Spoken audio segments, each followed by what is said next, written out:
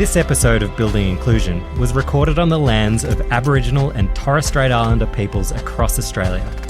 I acknowledge the traditional custodians of the lands on which this podcast is recorded and listened to, and I pay my respects to elders past and present. I'm Sam Drummond, lawyer, writer and disability advocate, and you're listening to Building Inclusion, a podcast about Australia's disability strategy, presented by Powered Media. Each episode, we explore one of the strategy's priority areas. This episode, we're focusing on education. Education is about far more than the classroom. It's about opportunity, confidence, curiosity, belonging. In Australia, students with disability continue to face significant barriers to education. Many experience exclusion, low expectations, inadequate supports, and environments that aren't designed with access in mind. I visited Toowong State School in Queensland, an everyday public primary school. Toowong is a bilingual school, meaning that the curriculum is taught in 2 languages. And while there are other bilingual schools around the country, what makes this school unique is that the language that sits next to English isn't a spoken language, it's Auslan. So any student who is zoned to Toowong can enrol, whether they use Auslan or not. But there is also a high percentage of students who are deaf or hard of hearing and use Auslan as their first language. The students I met were some of the most switched on and articulate kids you could ever meet. One of them was Josh Fletcher, who is hard of hearing. Josh, what grade are you in? Year 5. And what's your favourite subject? Maths. Maths? Yeah. Wow, why? It's just, I don't know, I've just always liked maths for some reason. So we're here at Toowong State School, which is a bilingual school with Auslan. Do you learn maths with Auslan? Yes, our maths teacher is actually full deaf, he only signs. Yep. And it's sometimes a bit harder, but it can actually be the same hardness. Like, it's just sometimes harder because he sometimes signs stuff. Yeah. Like, we don't really know the vocab, but we usually have like the slideshow on the screen so he can point to the word and tell us the sign, and then we just remember it for future reference. Is this the only school that you've been at? No, I went to a different school when I was in prep, but I moved up here when I was in 2021, so year 1 for me. What was the difference between the 2 schools that you noticed? This one is a lot more bilingual friendly, obviously, and the teachers here are a lot more aware of like disabilities and how some people need different needs than others, while my other school wasn't really aware of that. Like, for example, here we use FM's mic. FM speakers are devices designed to help students who are hard of hearing. They're worn like a small necklace with a microphone at the bottom. The teacher or speaker talks into the microphone and the sound is transmitted directly to the student's hearing aids. You need to wear it a specific way so the sound actually goes through, but my old teacher, she didn't really know how to use it properly, and she might sometimes face the mic to her chest, which means we couldn't hear what she was saying. I couldn't. How many kids in your class are deaf or hard of hearing? 10 kids. 10? Yeah. How do you think the other kids cope?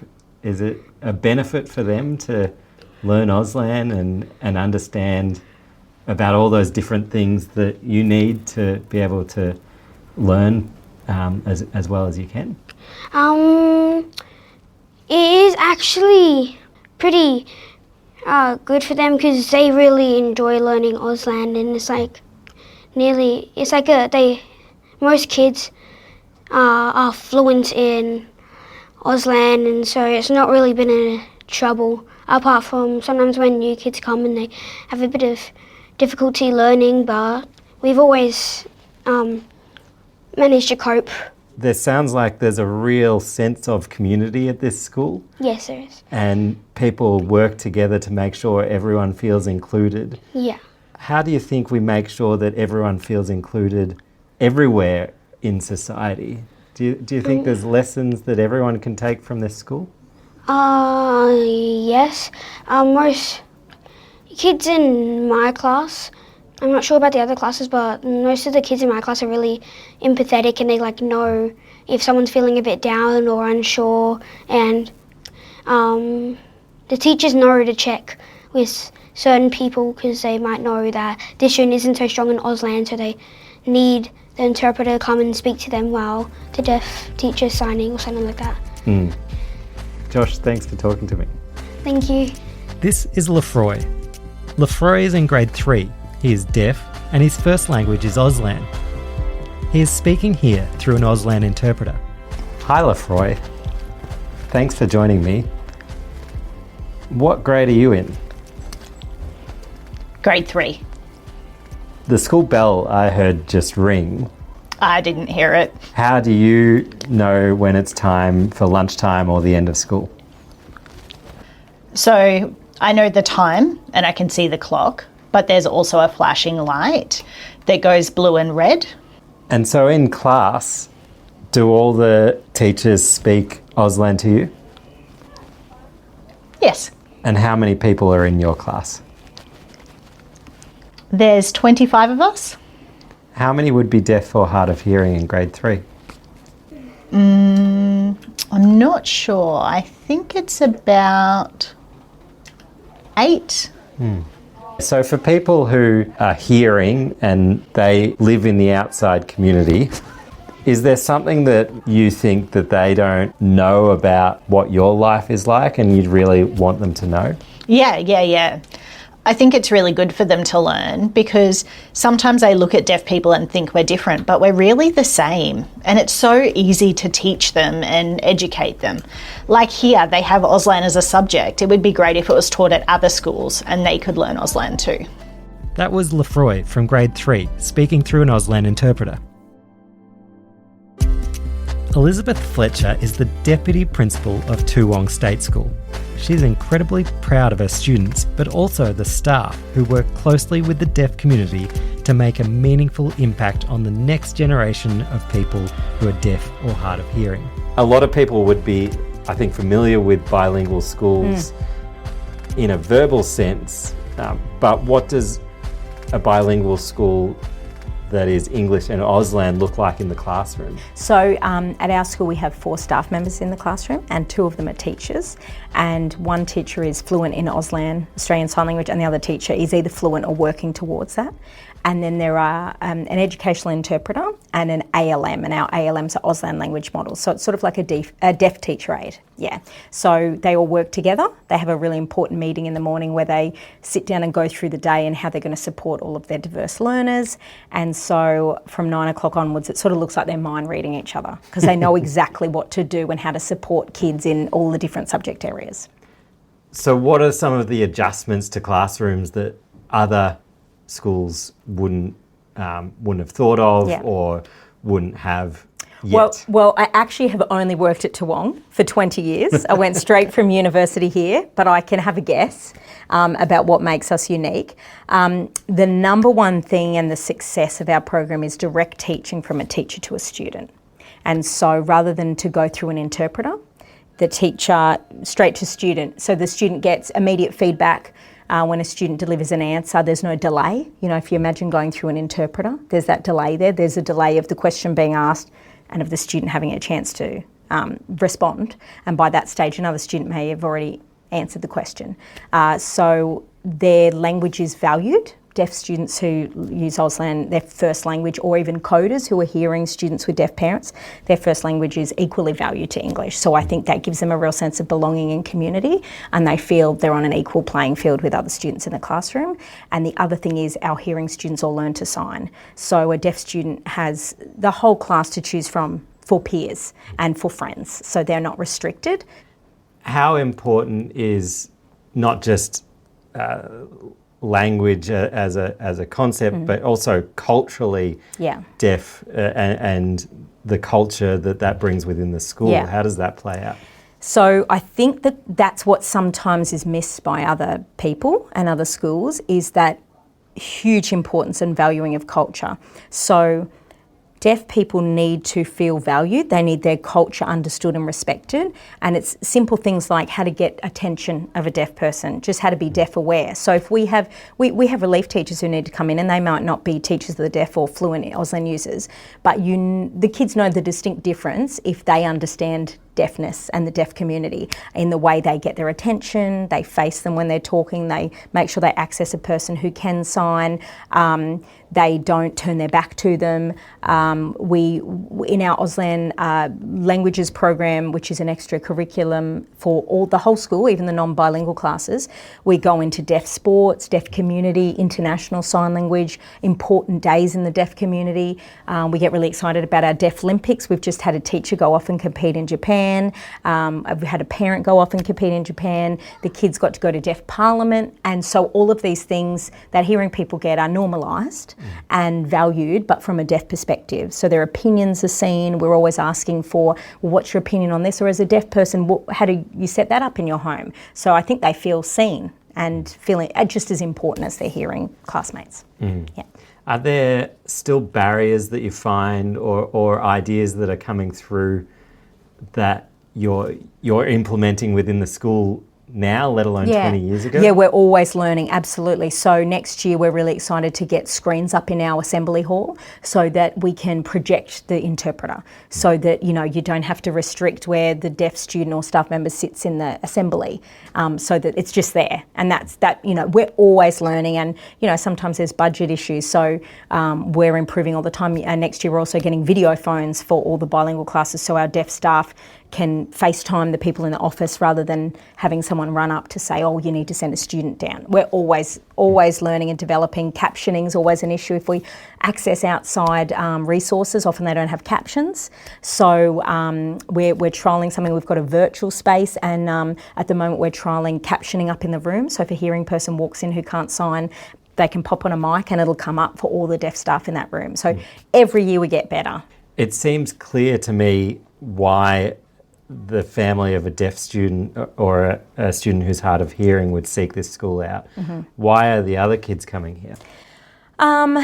So at the moment, well, there's actually catchment rules, so they have to come here, a lot of the hearing kids, but there are different streams, so I'll put it more that way. So there's a bilingual stream and a non-bilingual stream, and we have many hearing kids who have no connection to deaf families choose to be in that stream, my son included, and the benefit I see, my daughter's been through as well, they leave year 6 with an intact second language and a huge understanding of inclusion and diversity, and I just think what that teaches children is huge, and how they're going to take that out into the community. We often get reports that when kids go to high school, their ability to do another language such as Spanish or Chinese is very easy. And do you think it influences community attitudes around the area as well?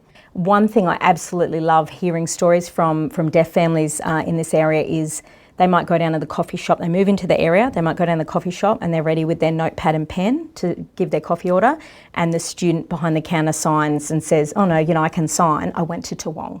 Like, that's huge for me, that people can live in an area and access services because of ex-students at the school and because of the program. And we now have all these specialist areas. We've got OTs, speeches, people becoming psychologists who are very good Auslan users because they came out of this school. Even if they've gone off to private schools from year 7 to 12, because they had it here before that critical sort of year 9 level, age 9 level, they've got this intact language and they're taking it into occupation. So I think it's going to have a great ripple-on effect. Amazing. Well, Elizabeth, it's 3:30, the school bells are ringing. So I better let you go. No, let's go off to my staff meeting. But thanks very much for joining us. No worries, thanks.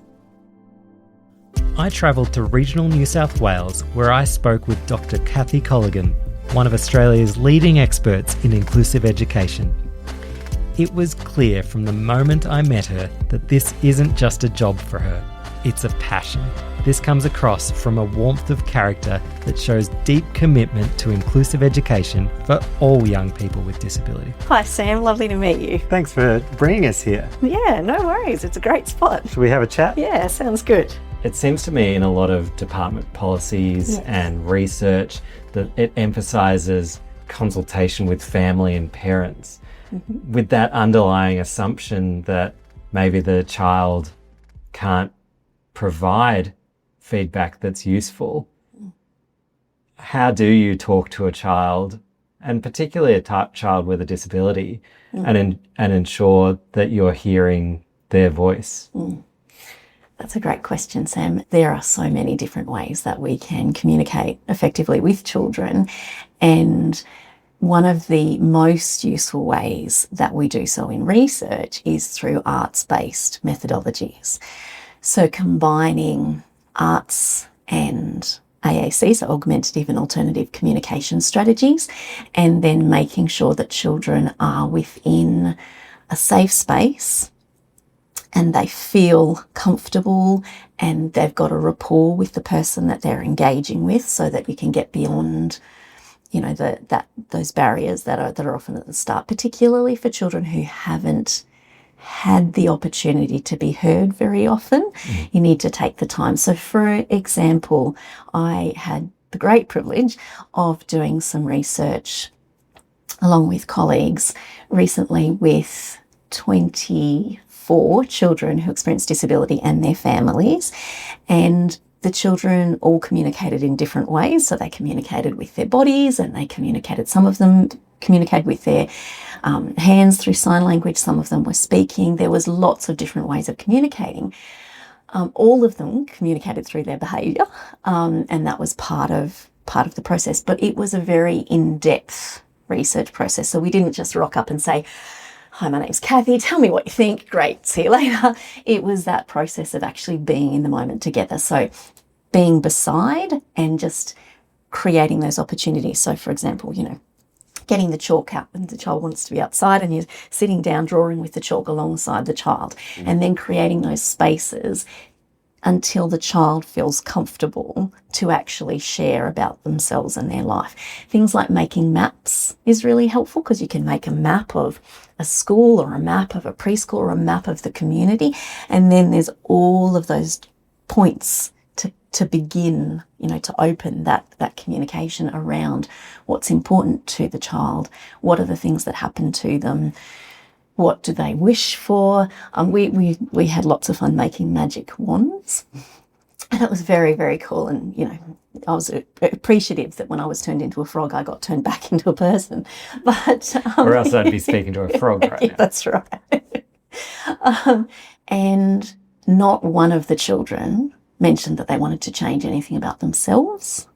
Everything that they wished for was about the world around them. And when the children are allowed to give that input, yes, how does the shape of an education change? A really great example from some other recent research. I was very fortunate to work with an amazing preschool, and there were 6 teachers and educators and 26 children in this setting who went on this experience together with me, where I was supporting practitioner-led research. So the teachers were the researchers and I was supporting them in the process, and they were allowing the children to lead the process within the research. So it was child-led, practitioner-led, and I was, you know, holding up in the wings. And the children often noticed that when they went to the local playground, so that was something, you know, out of the gate excursions are a common thing in early childhood settings these days. So the children would go to their local playground, and one of the children used a mobility aid, so a walker, to get around, and therefore couldn't get up on the fort in the playground. So the children were asking their teachers why, and noting that it wasn't fair, that the playground wasn't made for everyone. So that was the journey that they took. So they explored how to make play spaces more accessible for everyone. And it was fantastic, because as they unpacked it, they were thinking about their grandparents, and they were thinking about, you know, all of the people in their community and how the playground could be accessible. And then they negotiated with their teachers and educators changes within the preschool setting itself to be more inclusive for everyone. When we create spaces for children to think about equity, children are quite remarkable with what they come up with, because the sense of what's fair and not fair is often very strong. It seems when we think of inclusive education, quite often we're thinking about maybe a diagnosis within a primary school setting or later, or a secondary school setting and we're just trying to keep that kid in school, if not trying to give them a really good education to achieve their potential. Is there a period of time where it's really too late to achieve full inclusion? At what age do you have to get to inclusive education?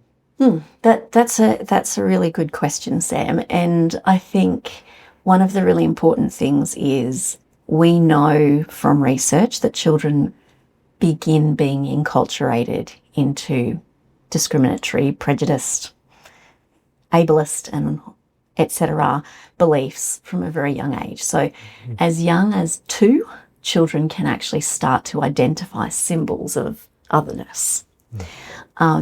And by the age of 5, children can actually voice,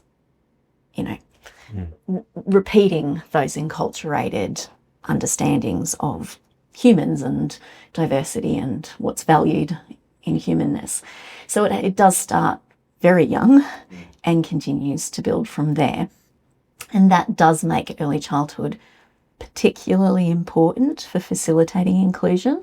I had a remarkable opportunity to go and research inclusive education in Italy a number of years ago now. And I don't know if you know much about the Italian education system, but Italy in the aftermath of the war, they actually closed all segregated settings. So they made a decision in the 1970s that they were going to have schools for everyone, and that was how it would be. They did some very important things, like at the time they had 2 fully qualified teachers in every class, and that was a really big part of that transition process. And there's lots of complexities around the Italian education system, and there are many ways in which in Australia we're very, very lucky to be much more resourced. But I went to a secondary school, so I did research in early childhood, primary and secondary schools in Italy, because I was extremely interested in seeing what things were like in this famous, inclusive education system. And I arrived at this high school. First of all, in Australia at this time, we didn't have so many, big high fences around schools. So I arrive in this, this 7-foot fence at this school, and you have to, get someone to let you in. And I'm going, oh God, this is like a prison. Kathy quickly realised that this was nothing like a prison. In fact, the school was inclusive and accessible for everyone, welcoming both students with disability and those without. Curious to understand the experience firsthand, she asked to sit down with the student representative to hear what it was like to study there. We sat down and we started talking, and he, wanted to talk about the soccer, or the football as it's correctly called, and, how Ronaldo was going in Australia and all these things. And then we got into talking about what the research was about, why I was there. And when I told him that in Australia we have schools for disabled students and schools for everyone else, and he talked about the fact that some of the teachers at his school struggled to be genuinely inclusive because they didn't grow up with that inclusive notion, but that the younger teachers, they'd always grown up together and they were very comfortable with it. So he was absolutely adamant to me that if we want inclusion in society beyond school, in secondary school, in primary school, we have to start from early childhood and continue all the way along. And it was a remarkable thing to hear from this guy who'd gone through his schooling and had always been together with the full diversity of humans, and saw it as such an important, such a critical, such a fundamental part of his education for him and for everyone else. And he talked about the fact that if we want people to go to work and be comfortable working with all of us in all our diversities, then we need to make sure children are together in school. So he made a great deal of sense. And from that experience, you could say, okay, well, if we don't start in early childhood, it is too late. I would say, though, it's never too late. And I would say that it is harder the longer exclusion goes on the harder inclusion is, because we are more and more and more entrenched in our ableist ways of thinking. Whether we experience disability or not, we're more entrenched in our ableist ways of thinking the longer they're not challenged. So to say to someone, oh, look, you're ableist, never goes down very well.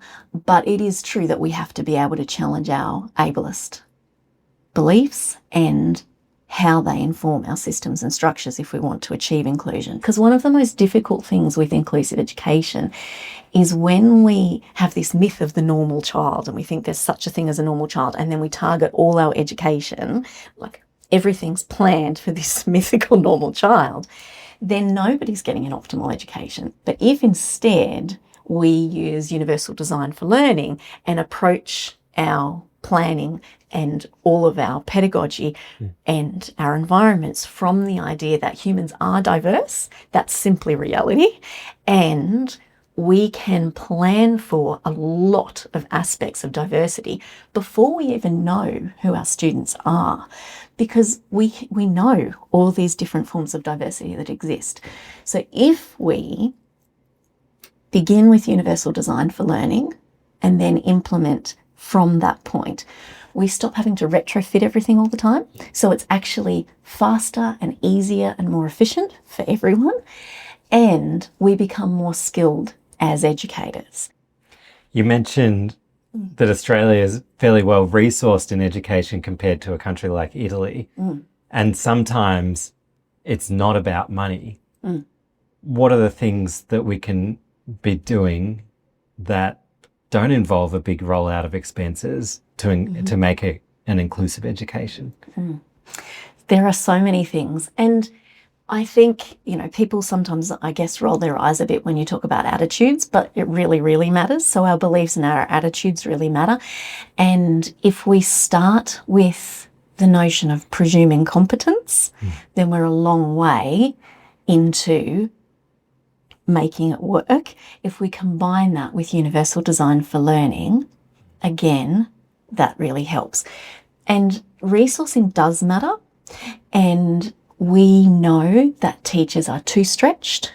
We know that if we had more teachers to the number of children within each class, we would have such a better opportunity for every teacher to get to know all of the best ways to teach every child.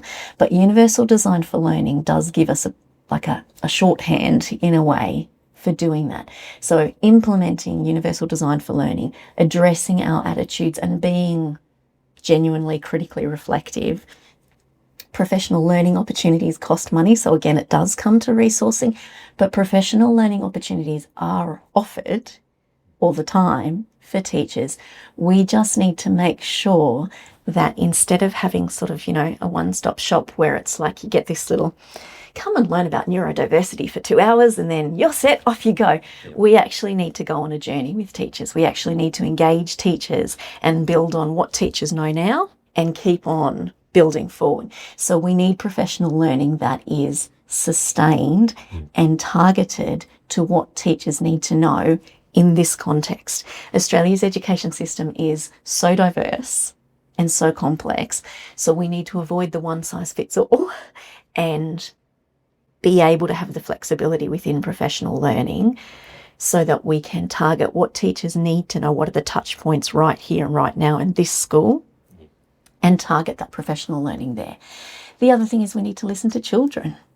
If we listen to children and we engage children in helping us bring inclusion to a reality within our education settings, we can do so much. If a student experiences a fully inclusive education from the very start, like you've talked about, and they go through primary school and high school and possibly into university, what are the benefits for that person that flow on through their life? So many. I mean, if we come at that from the perspective of opportunities, if we think about the disability strategy and the fact that, with employment and health and all of those issues, all the outcomes are all interconnected. Every single one of them is more possible if a person has had that inclusive education all the way through. We know from the research that employment outcomes are so much better for people who've had an inclusive education. Through Kathy's research, she's found that inclusive education benefits not only students with disability, but also their non-disabled peers. In actual fact, what we know from the research is worst case scenario, it will just stay the same. There'll be there's no downwards impact. Best case scenario, actually it's going to increase the quality of education for everyone. So we're going to end up in a situation, and it's really interesting to see what happens with the way that teachers engage with students once they go into that genuinely inclusive journey, because teachers engage with students more frequently and at higher cognitive levels when they're engaging inclusively, and that's for all children. So actually, we get higher quality education for everyone, with all the, all the spin-offs, the domino effect of that.